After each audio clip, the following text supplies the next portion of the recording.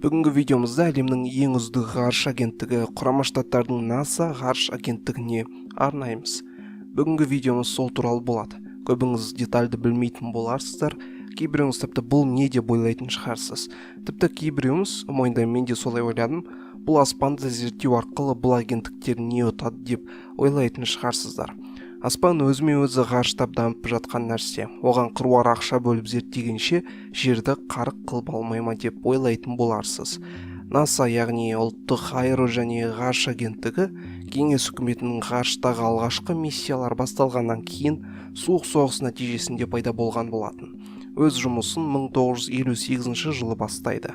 Меркурий деп аталатын алғашқы миссиясының мақсаты аспанда ашық ғарышта адамды өмір сүре ала ма, жоқ па екенін тексеру болатын. Қазір біртүрлі көрінетін шығар, бірақ алғашында бұл миссиялардың техникасын, технологиясы кеңестік ғарыш миссияларға қарағанда артта болатын. Кеңестік Восток ғарыш кемесі НАСА үшін керемет болып көрінетін, бірақ осы суық соғыста ақш кеңестерден артта қалмас үшін осы ғарыштық миссияларға қыруар ақша бөледі. Тоқтап қалмайды. Аспанға ұшқан ең алғашқы адам кеңестік республиканы шықса да, айға адам аяғын ең бірінші қондырған НАСА болатын. Мүмкін білерсіздер, Нил Армстронг пен Баз Олдрин.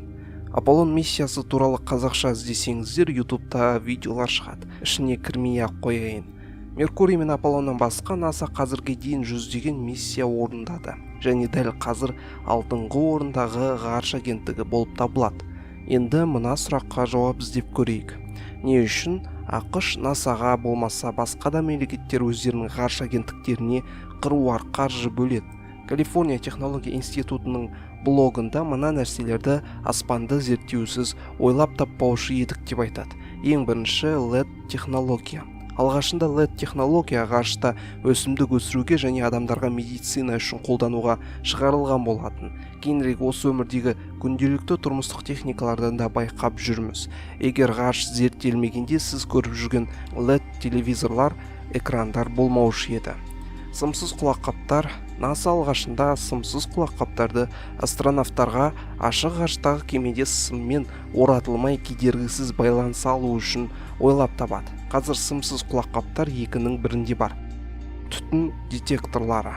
Егер НАСА ғалымдары осындай түтін детекторларын өздерінің ғарыш кемелері үшін ойлап таппағанда, қазіргі замандағы ең танымал сигнализация түрі әр үйлерде самсап тұруы екіталай еді.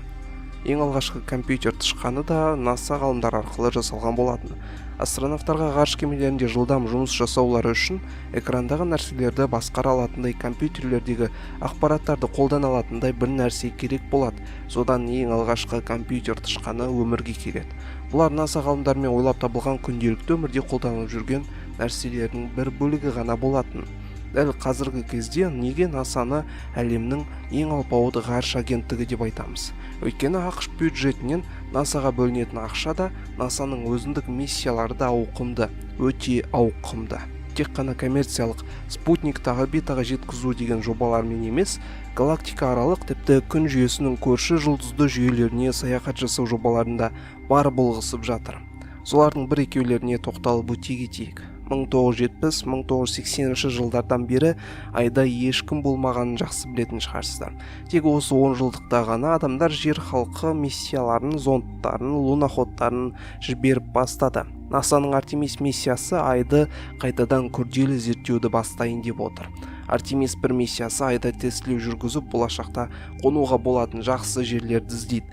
Кейін 2024-те айға адам қондыруды жоспарлап отыр. Болашақта тек айда ғана емес, Марста да, астероидтық белдеудегі карликті планета Церерада да базалар салынбақ. Бұл видеода ақштағы әлемнің ең алып ғарыш агенттігі НАСАның алыптығы, қандай жобалар бар екенін, не істеп жатқанын және не үшін әлемдегі ең алпауыт ғарыш агенттігі екенін қысқаша түсіндірдік деп ойлаймын. Видеомыз тәмам. Келесі видеоларда жүздескенше.